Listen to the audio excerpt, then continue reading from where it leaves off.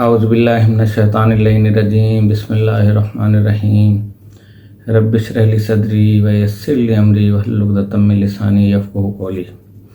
میرے تمام سننے والے مہربانوں کو، جو میرے سبسکرائبر بھی ہیں، نان سبسکرائبر بھی ہیں، جہاں جہاں مجھے سنتے ہیں، ان سب کو میرے دل کی اتھاہ گہرائیوں کے ساتھ السلام علیکم ورحمۃ اللہ وبرکاتہ۔ جیسا کہ آپ کے علم ہے کہ ہمارے تو موضوع جادو کے اوپر چل رہا تھا، اور جادو پہ ہم کافی بول بھی چکے تھے اور اس کے بارے میں معلومات فراہم کرنی تھی، ابھی مزید تھیں، لیکن وہ میں نہیں سمجھتا کہ اتنی ہمارے لیے فائدہ مند ہوتی ہیں، لیکن کسی وقت انشاءاللہ بتا دیں گے۔ اب کچھ چیزیں ہوتی ہیں ما بعد الطبیعیات، میٹا فزیکل، تو اس کے متعلق جو ہے نا، یہ فلسفیانہ یعنی گفتگو ہے، اور اس کے اندر استعارے کے طور پہ جو ہے نا اس کو استعمال کیا جاتا ہے، اور یہ اپنا وجود رکھتا ہے اور یہ کبھی ختم نہیں ہو سکتا۔ یہ ضرور ہے کہ فلسفی جو ہے وہ خبتی ہوتا ہے، پاگل ہوتا ہے، لیکن اس کے جو ذہن میں خیالات آتے ہیں وہ بہت ہی عجیب اور منفرد انداز کے ہوتے ہیں، کہ جو میں آج آپ کے سامنے بیان کرنے جا رہا ہوں۔ اور وہ کیا ہے کہ ایک بنفشہ کا پھول ہے اور ایک گلاب کا پھول ہے۔ اب ان دونوں میں کیا فرق ہے، اور اس کا نتیجہ آخر میں اردو اس کے ساتھ آپ کو دے دوں گا کہ خیابان چمن میں ایک نظر فریب اور خوشبودار بنفشہ کا پھول موجود تھا اس چمن میں، جو اپنے پڑوسیوں کے ساتھ نہایت سکون و اطمینان کے ساتھ زندگی بسر کر رہا تھا، اور لمبی لمبی گھاس کے حلقے میں لہرا رہا تھا۔ ایک دن صبح کو، جبکہ اس کے سر پر شبنم کا تاج رکھا تھا، اس نے سر اٹھا کر ادھر دیکھا۔ اس کی نگاہ ایک نازک اندام اور خشک آمد گلاب کے پھول پر پڑی، گل بنفشہ کی۔ اس کا سر پر غرور اس طرح بلند تھا گویا زمردی چراغ دان پر آگ کا شعلہ لرز رہا ہے۔ بنفشہ کے پھول نے اپنے نیلگوں ہونٹ وا کیے اور سرد آہ بھر کر کہنے لگا،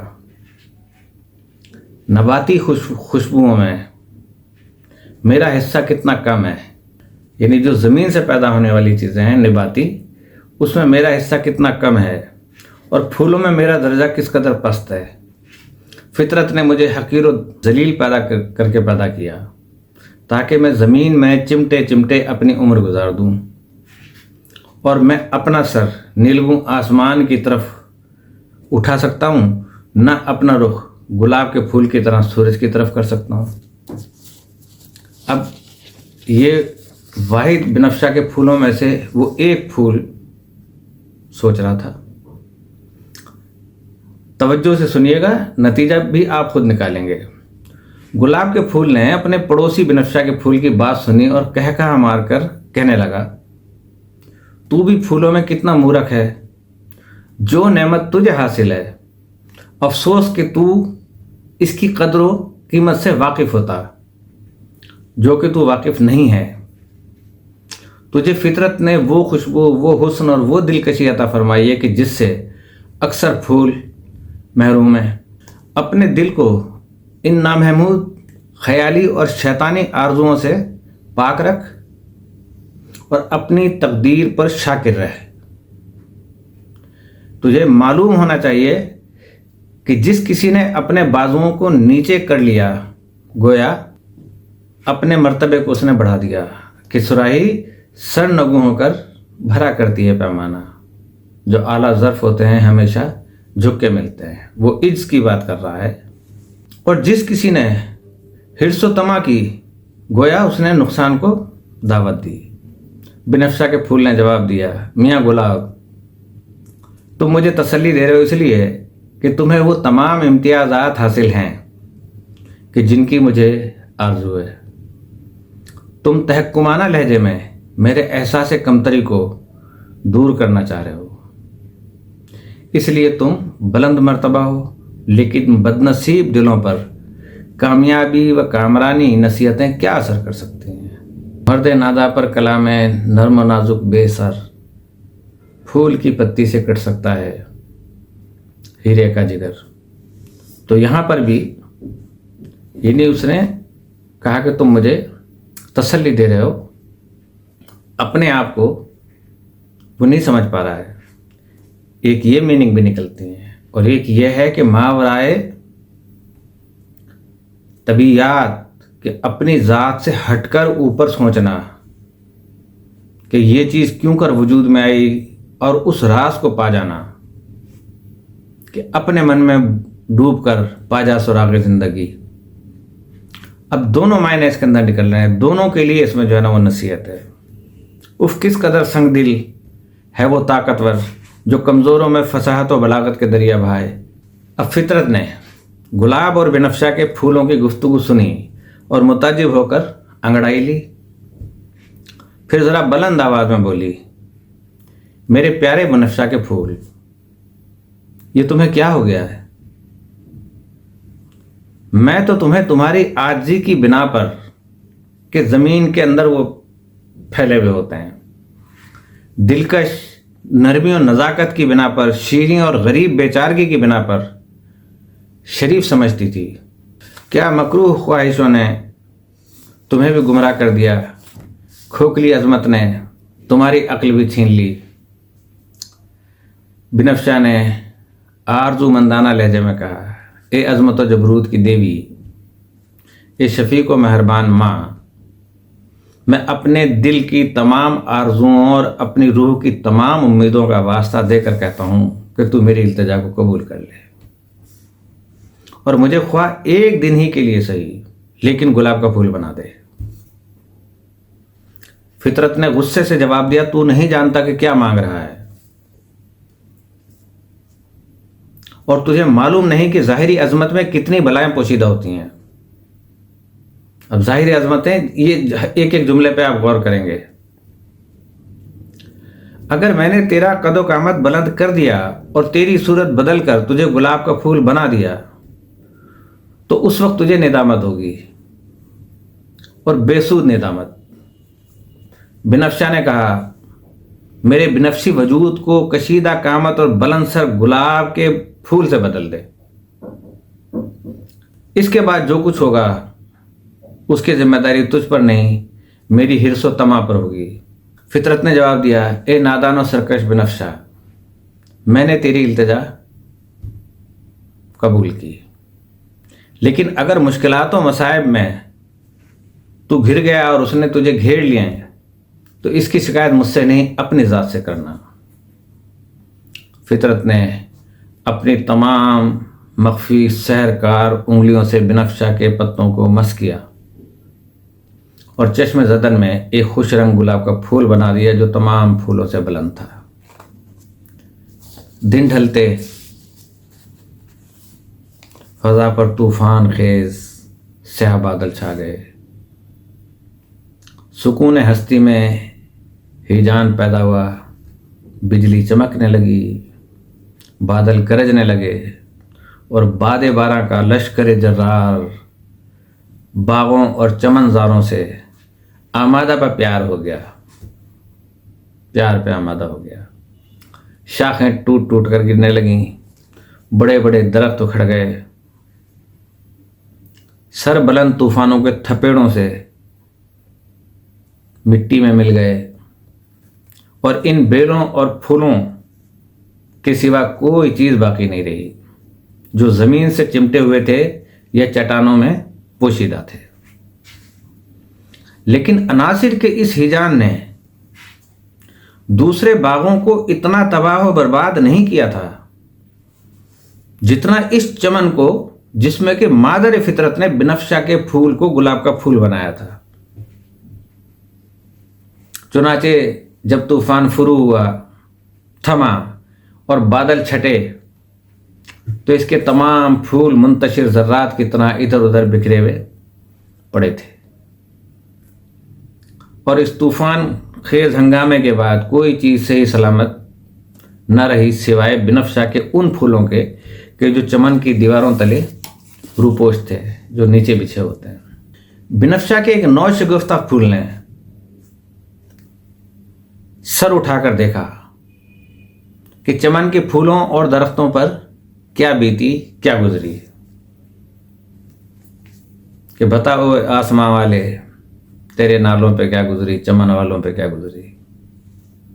وہ خوشی سے مسکرایا اور اپنے ساتھیوں کو آواز دے کر کہنے لگا، دیکھو آندھی نے ان پھولوں کا کیا حشر کر دیا ہے، جو فخر و غرور کے ساتھ سر اونچا کیے کھڑے تھے۔ یہ اس کا نیگیٹو پہلو نکل رہا ہے۔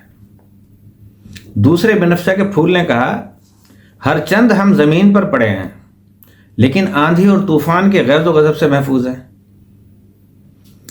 تیسرا بنفشہ کا پھول بولا، یہ صحیح ہے کہ ہمارے جسم بہت حقیر ہے لیکن تباہیاں ہم پر غالب نہیں آ سکتی۔ اس وقت بنفشہ کے پھولوں کے بادشاہ نے نگاہ اٹھائی اور دیکھا کہ اس کے پاس وہ گلاب کا پھول پڑا ہے جو کل تک بنفشہ کا پھول تھا۔ طوفان نے اسے شاخ سے اکھاڑ پھینکا تھا، آندھی کے تھپیڑوں نے اس کی پتی پتی الگ کر دی ہے، اور اب وہ نم آلود گھاس پر اس طرح پڑا ہے جیسے کسی مقتول کے سینے میں دشمن کا تیر پیوست ہو۔ بادشاہ نے اپنا سر اونچا کیا، اس کی پتیاں ذرا پھیلیں اور اس نے اپنے ساتھیوں سے بلند آواز میں کہا کہ دیکھو ذرا اس بنفشہ کے پھول کو دیکھو، جس نے لالچ میں آ کر گلاب کا پھول کے لباس پہن لیا تاکہ تھوڑی دیر کے لیے سر بلندی حاصل کر لے اور پھر ہمیشہ کے لیے پستی میں گر جائے۔ یہ منظر تمہارے لیے عبرت کا سبب ہوگا۔ یہ سن کر گلاب کا پھول جو اس وقت جاں کنی کے عالم میں تھا مارے غصے کے لرز اٹھا۔ اس نے اپنی بچی کھچی قوتیں جمع کی اور رک رک کر کہنے لگا، سنو اے کم حوصلہ بے وقوفو، سنو اے طوفان باد باراں سے لرزہ براندام ہونے والو، کل تک میں تمہاری طرح اپنے سبز پتوں پر بیٹھا تقدیر پر قانے تھا، تقدیر پر بھروسہ تھا، یقین تھا، اور یہ قناعت ایک دیوار کی طرح حائل تھی جو مجھے زندگی کے طوفانوں اور ہنگاموں سے الگ رکھتی تھی، جس نے میرے وجود کو راحت و اطمینان کے نشے میں سرشار کر کے امن و سلامتی کے حلقے میں گھیر رکھا تھا۔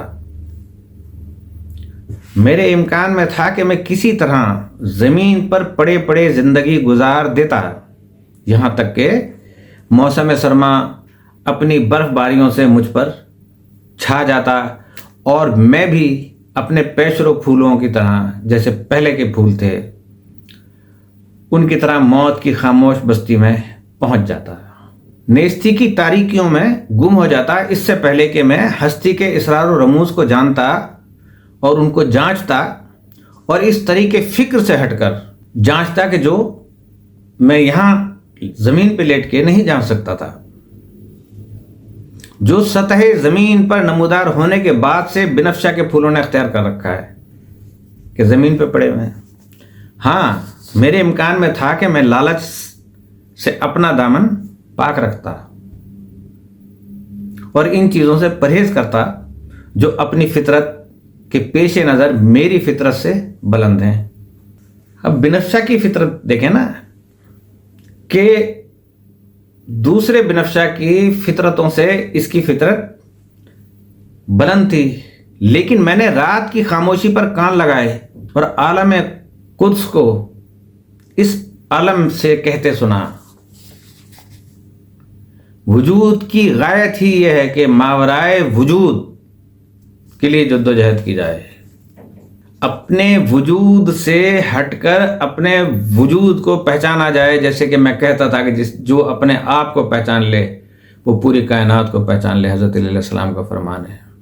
تو اس نے ماورائے وجود، اپنے وجود سے ہٹ کر علیحدہ ہو کر جانچنا چاہا۔ یہ سن کر میری روح میرے خلاف آمادہ بغاوت ہو گئی اور میرا وجدان، اس کی سوچ، اس کا خیال، اس کے تحت شعور میں جو بات تھی اس مقام کے لیے تڑپنے لگا جو اس سے کہیں بلند تھا۔ جو بلندیاں ہماری نظر میں ہیں وہ بلندیاں نہیں ہیں، وہ تو پستیاں ہیں۔ میری روح بغاوت کرتی رہی اور میں اس بلند مقام کے لیے تڑپتا رہا،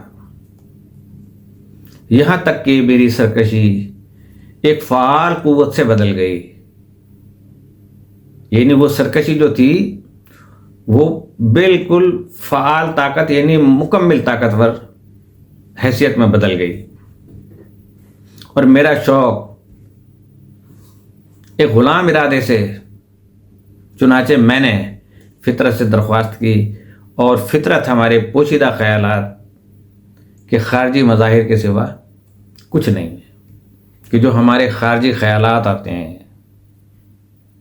وہی فطرت ہے، اس کے علاوہ کوئی اور فطرت نہیں ہے کہ مجھے گلاب کا پھول بنا دے. اور اس نے میری درخواست قبول کر لی. اپنے آپ سے ایک جنگ تھی اس کی کہ وہ کیا تھا، کیا بننا چاہ رہا تھا، کیا جانچنا چاہ رہا تھا، اور کیا جانچا اس نے. اسے طویل عمر کی توقعات نہیں تھیں، نہ اس کی وہ طلب تھی. تو یہ کوئی نئی بات نہ تھی. بارہا دیکھنے میں آیا کہ فطرت نے اپنے آثار و نقوش اپنے ہاتھوں اپنی خوشی سے بدل کر رکھ دیے ہیں. انسان کے اندر کی طاقت اور وجود کا ارادہ جو ہے وہ بڑے سے بڑے پہاڑوں کے سامنے عزم مصمم بن کے جو ہے وہ ان کو زیر کر دیتا ہے، اور اپنی یعنی اس نے خوشی جو ہے وہ. تو گلاب کا پھول تھوڑی دیر کے لیے خاموش ہو گیا. اس کے بعد فخر و امتیاز کے لہجے میں بولا، وہ ایک ساتھ جو میں نے گلاب کے پھول کی جمبیت سے گزاری ہے در حقیقت ایک بادشاہ کی طرح گزاری ہے. میں نے کائنات کو گلاب کی آنکھوں سے دیکھا ہے، ایتھر کی سرگوشیوں کو گلاب کے کانوں سے سنا ہے. ایتھر کیا ہے؟ کائنات کی وہ لہریں، وہ ریز کہ جو ہر عام آدمی کے بس میں نہیں ہوتا کہ انہیں سن سکے. تو وہ بنفشہ کا پھول کہہ رہا ہے گلاب کے بننے کے بعد کہ میں بہت چند لمحے رہا، لیکن میں نے ایتھر کی سرگوشیوں کو گلاب کے کانوں سے سنا ہے، اور نور کے دامن کو گلاب کی پتیوں سے چھوا ہے. کیا بات ہے! کیونکہ اب وہ گلاب بن چکا تھا تو اس نے اس پتیوں سے نور کے دامن کو جو ہے وہ چھوا ہے. تم میں کوئی ہے جو اس شرف و امتیاز میں میری ہمسری کا دعویٰ کرے؟ اس کی گردن جھک گئی اور اس نے ایسی آواز میں جس سے کہ موت کا شدید کرب ظاہر ہوتا تھا، میں اب مر رہا ہوں، مر رہا ہوں، اور میری روح وہ کیفیت ہے جو مجھ سے پہلے بنفشہ کے کسی پھول میں نہ تھی. مجھے وہ تمام حقیقتیں معلوم ہیں جو اس محدود دائرے کے پیچھے آسودہ ہیں، جس میں پیدا ہوا تھا، اور یہی زندگی کا مقصد ہے. ہاں، یہی وہ جوہر ہے جو شب و روز کے پردے میں روپوش ہے. گلاب کی پتیاں مرجھا گئیں، اس میں قدرے لرزش پیدا ہوئی اور وہ مر گیا. اس کے چہرے پر مقدس تبسم کھیل رہا تھا. میں ہستی کا تبسم، جس نے اپنی بلند آرزوؤں سے زندگی کی تصدیق کر دی. فتح و کامرانی کا تبسم، خداوندی تبسم. بڑا مشہور قول ہے کہ گیدڑ کی 100 سالہ زندگی سے شیر کی ایک دن کی زندگی وہ مقابلہ نہیں کر سکتی. غلامی سے ایک آزادی کی طرف جانا، چاہے 2 دن کے لیے جائے، اس 100 سالہ غلامی سے بہتر ہے. اور بغیر اپنی معرفت کے 1000 سال تک بھی جیے اور مر جائے تو کوئی فرق نہیں پڑتا. لیکن اپنے وجود کی معرفت حاصل کرنے کے بعد اور جو وہ ہے اس کو تبدیل کرنے کے بعد اس کے اندر کیا کیا چیزیں ہیں، اس میں انا ہے، غرور ہے، تکبر ہے، اور مختلف قسم کی بدگمانیاں ہیں، کدورتیں ہیں، منافقتیں ہیں، 2 جسم رکھتا ہے، 2 چہرے رکھتا ہے، 2 زبانیں رکھتا ہے، ہر چیز 2۔ ویسے تو منطق میں ہر چیز کو ہی 2 تصور کیا جاتا ہے کہ جیسے یہ میرے ہاتھ میں ایک پین ہے، ایک پین میرے ہاتھ میں، ایک پین میرے ذہن میں ہے۔ مرغی کا انڈا ایک ہاتھ میں ہے میرے، سب کہہ رہے ہیں ایک ہے، میں کہہ رہا ہوں 2 ہے، اس لیے کہ ایک انڈا میرے ہاتھ میں ہے اور ایک انڈا میرے دماغ میں ہے۔ اگر دماغ میں انڈا نہ ہوتا تو میں اسے انڈا کیسے کہتا؟ اسی معرفت کا نام ماورائے عقل یا ماورائے وجود ہم اس کو کہہ سکتے ہیں۔ اسی کے ساتھ آج ہم اکتفا کرتے ہیں۔ اللہ پاک ہم سب کی جان و مال و عزت و آبرو کی حفاظت فرمائے۔ اور دیر ہو گئی ہے لیکن انشاءاللہ بہت کوشش کرتا ہوں 6 بجے اپنے پروگرام کر لوں۔ باقی یہ ہے کہ میٹا فزیکل یہ بھی مابعد الطبیعت ہے، ان کسی بھی چیز سے نہ انکار نہیں کیا جا سکتا۔ علم علم ہے، اگر کوئی چیز سمجھ میں نہ آ رہی ہو تو اس کا مقصد یہ نہیں ہے کہ وہ علم نہیں ہے اور کہیں کہ وہ اہم ہی ہے۔ کہ جیسے وہ مشہور ہے نا کہ ایک لومڑی جو تھی وہ انگور کی بیل کو کھینچنا چاہ رہی تھی کہ میں انگور جو ہے نا پہنچ جاؤں انگور تک، لیکن جب اس کے پنجے نہیں پہنچ سکے انگور تک تو اس نے کہا کہ چھوڑو، کھٹے ہیں۔ تو ہمیں اس لومڑی کو محقق اور تحقیق کار نہیں مان لینا چاہیے۔ اسی کے ساتھ السلام علیکم ورحمۃ اللہ وبرکاتہ۔